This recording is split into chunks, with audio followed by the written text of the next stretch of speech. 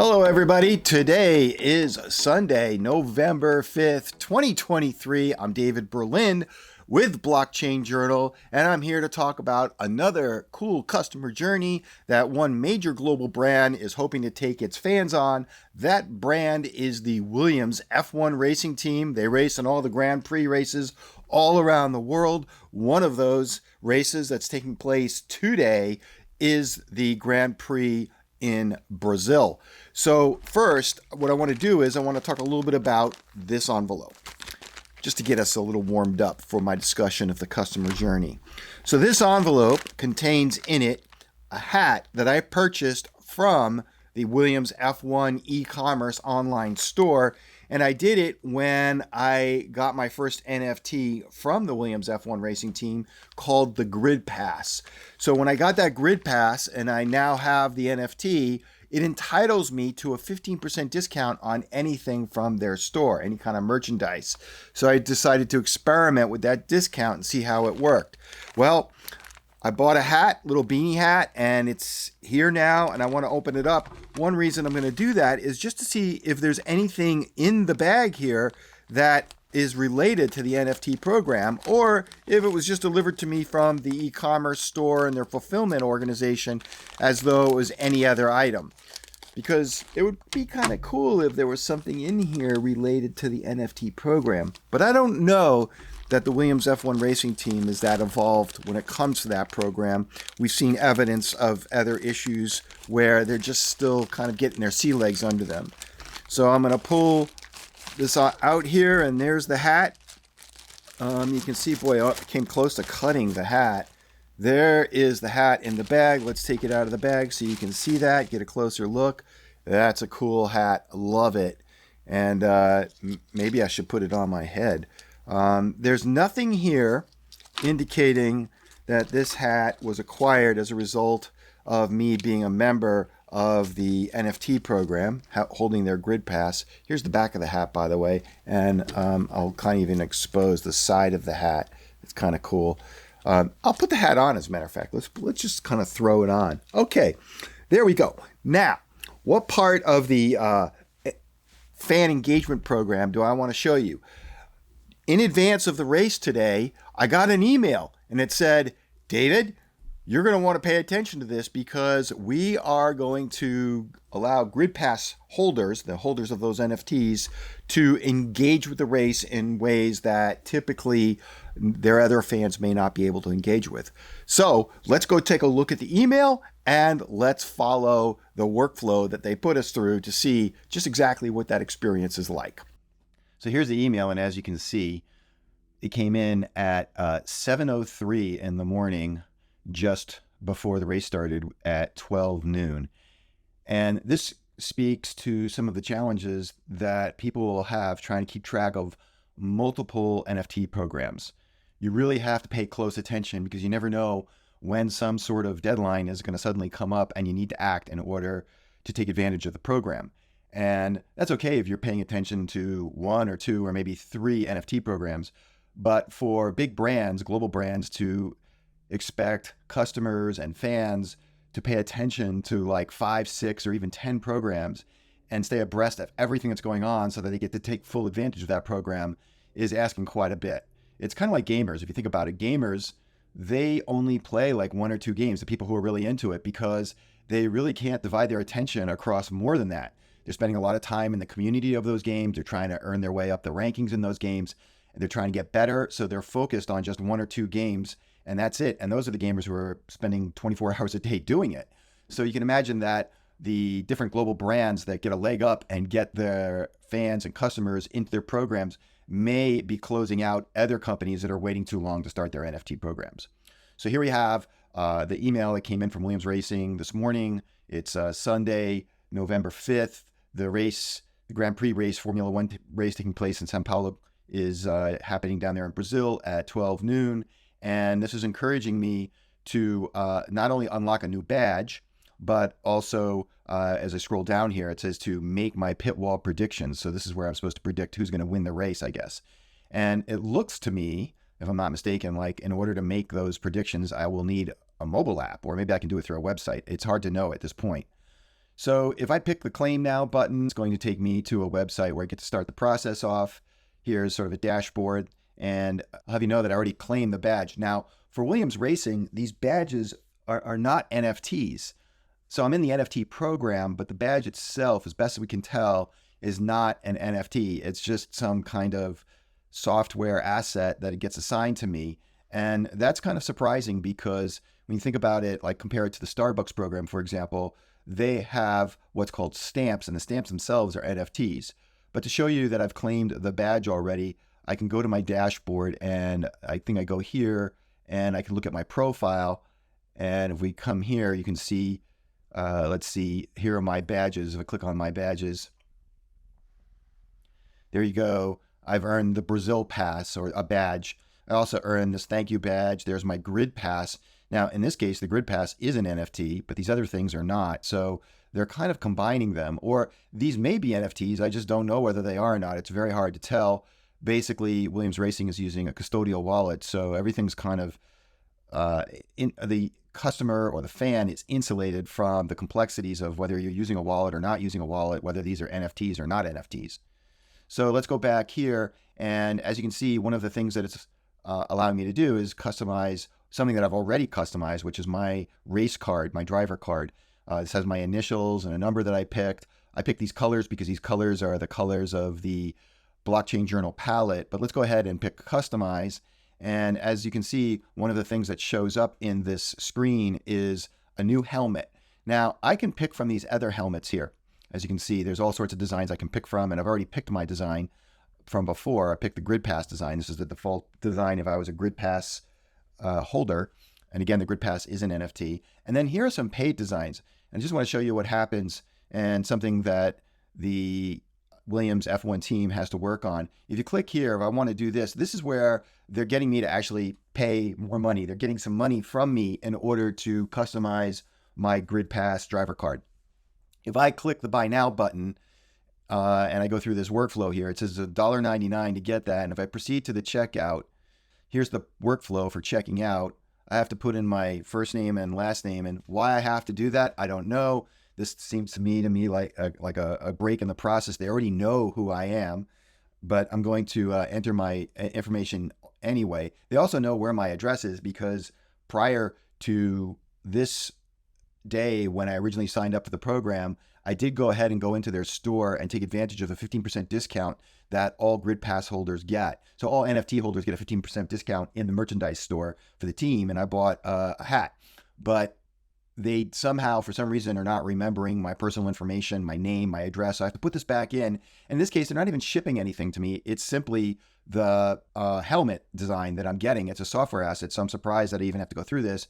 And if I click next, it comes up with this error. And we've reported this to the organization, and so far there's been no correction to this. So this is a break in how things work. And so this part of the user experience is broken. Hopefully they'll fix it soon. So we'll back out of this.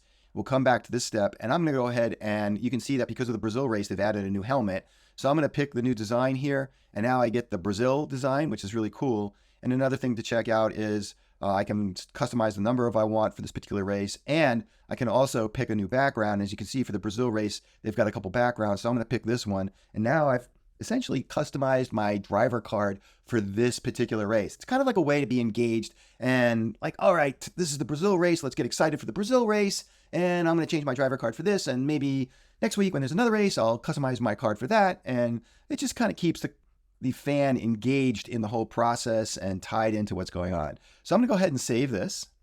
And now my driver card has been updated. And if we close this, it should be reflected here. And so there we go.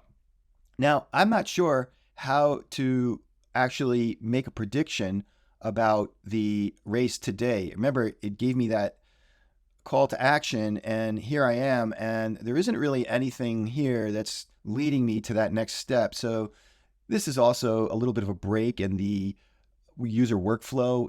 They're not getting you to stay engaged and continue. Here you can see there's a reminder of what I get with my Grid Pass, and again, the Grid Pass is an NFT. So you see the 15% discount here, early access to some merchandise, fan zone stuff. I haven't really had a chance to check all of that out. And I don't think some of those things have been fully activated yet because they just started the program less than 2 weeks ago. But here you are with my driver card. So let's go back to the email and let's scroll down here and let's go ahead and click on this to make a prediction and see if I can make a prediction. And they call it pit wall prediction. Here's my card. Here's my rank. I haven't made any predictions yet. I don't have any prediction badges because I haven't made any predictions yet. I believe that these predictions are available to anybody, not necessarily just grid pass holders. And maybe that's why people may have already been doing well or engaged in this part of the process, making predictions. This could be just available to standard user IDs that have been registered with the Williams Racing website. Hard to know, but let's go ahead and click Start Predicting. And let's see when we will make a prediction on when one of the members of the team, Alex, will make the first stop. And I'm going to say that that will be between lap 21 and 30. Logan, let's do the same thing. We'll say that he'll do it between 21 and 30. Who's going to pit first? I'm going to say Logan's going to pit first. And here again, you can see that there are some imperfections in the user experience. It says when the first Williams Racing driver pits, what position will they pit from? And I'm going to say they're going to pit from P6 to P10. And then when Alex makes his first stop, what will the gap between him and the car ahead be? And I'm going to say it's going to be 5.1 to 7.5 seconds. And for Logan, I'll say it's 7.6 seconds. I'm just taking some wild guesses here. I think part of this is it's kind of educating me on some of the things to be thinking about when you're watching a race. And I'm not necessarily a big F1 fan. So this is sort of educating me on things to think about if I'm going to watch the race and maybe bringing me into the F1 experience and making me a fan not only of Williams Racing, but F1 overall. How many virtual safety car periods will there be? And then here's a little tip. There was one virtual safety car period at this race last year. I'm going to say 2. And how many full safety car periods will there be? And I'm going to say 2. Maybe I should be checking the weather down there, but I haven't bothered to do that because maybe there'll be more safety car periods if the weather's kind of, terrible or rainy or whatever, if there are inclement conditions. But now it looks like I can just save this. So I'll make a save. And that's it. Now, surprisingly, I've saved it and I'm just sort of sitting here. I'm surprised it's not taking me to some next level of engagement or something else I can do. It's just stuck here. Again, this is probably not the best way to leave fans just hanging here, but I'm going to go ahead and X out of this. And so now I've made my predictions. It looks like I can edit them. Here you can see the countdown to the race. It starts in 49 minutes. And if I want, I can even download the app. So I was able to actually make my predictions, and there you go. It looks like I earned a prediction badge for doing that. Let's go ahead and go back to my profile to see what I can see in the way of my badges and see if it shows that. And looks like here it is. There's here are my latest badges that I've earned, the last 3. Here are my achievement badges. Here are my pit wall predictions. And so I guess we'll see what happens by the end of the race and whether or not I get some pit wall perfection or not. Here are the different badges that I collected for the various races. And so far, I've only gotten the Brazil badge because I joined the program as a part of their beginning or their launch of the NFT program, which I believe came after the Abu Dhabi and Las Vegas races. I do think that this program is available, again, to just not necessarily NFT holders, but other fans that are registered with the Williams Racing Team, but maybe not. And so looks like there's some points that I can get here. Don't know what that's going to be, but I'll pay close attention. And there you go. That's an example of how the Williams Racing Team is keeping me, as somebody who's not even a real big fan of F1, engaged with what's about to happen in the race, which is taking place just in under an hour from now. And again, the email to take action and do something came in barely 5 hours before the race started, which speaks to why it is that fans, customers have to pay very close attention to this particular program, because you never know when something's going to come up. And the same sort of thing is happening across other NFT programs, whether it's the Adidas Alts program or the Starbucks Odyssey program. There's stuff happening all the time, and you have to pay pretty close attention to it. Now, one thing to point out with those different programs is that they also use their Discord servers to keep their communities abreast of what's going on. So let's go over there real quick to look at the Discord server. And here's the Starbucks Odyssey Discord server. You can see that I've clicked it over here on the left. And one of the things they've done recently is they've added the Christmas colors because they just started all of their Christmas celebrations across the brand in the NFT program, as well as in the stores and stuff. You should by now start seeing the stores getting the red and green Christmas colors rolled out for their decorations. But anyway, here you can see that the NFT Bark, who is one of the members of the Starbucks Odyssey team, Steve, is letting people know that something's coming up. This was on November 2nd, just a few days ago, and they're telling people that something's going to happen on 11/13, and in order to be able to participate in it, you have to have completed 3 journeys. So this is where the Starbucks Odyssey program is informing its community of what's about to happen, how to participate. Here they're giving you the actual dates, 11/15 at 7 a.m. to November 18th at 2:59 a.m. That's my time zone, which is the East Coast time zone of the United States. And so they're letting people know, but you have to pay close attention to the Discord channel. Now, fortunately, the way Starbucks does it is they email you and they put it in their Discord channel to maximize the chance that you'll pick up on whatever it is the action items are that you have to take part in before the time runs out. But this is one way that the various programs out there keep their communities abreast of whatever it is they have to do. The Williams F1 Racing Team does not have one of these Discord servers. Hyundai has one here. Here's their general chat in their Discord server where you can keep track of what's going on. Here's the Alts program, and you can kind of follow along with all of their announcements to figure out what's going on in their program. So a lot of different NFT programs are using Discord as the channel through which they communicate all of the activities and the calls to action. They also use Twitter. But so far, Williams F1 Racing Team is pretty much sticking, it seems like, to email. So there you have it, folks. A small part of the Williams F1 Racing customer engagement and loyalty program. I realize that when you're talking about a Grand Prix racing team, you're really talking about fan engagement. But in the bigger picture, we put these under the umbrella of customer engagement and loyalty. And of course, a lot of big brands and enterprises out there are using NFTs to drive more loyalty, more engagement from their fans. And as you can see, this was all about driving engagement. It was about getting me involved in the race itself, making predictions. That was kind of cool. I am not a big F1 racing fan, but this got me a little more interested in the idea of F1 racing. And of course, the fact that Williams is the team that got me into it, I might be forming a little bit of an affinity for the Williams racing team and the 2 drivers.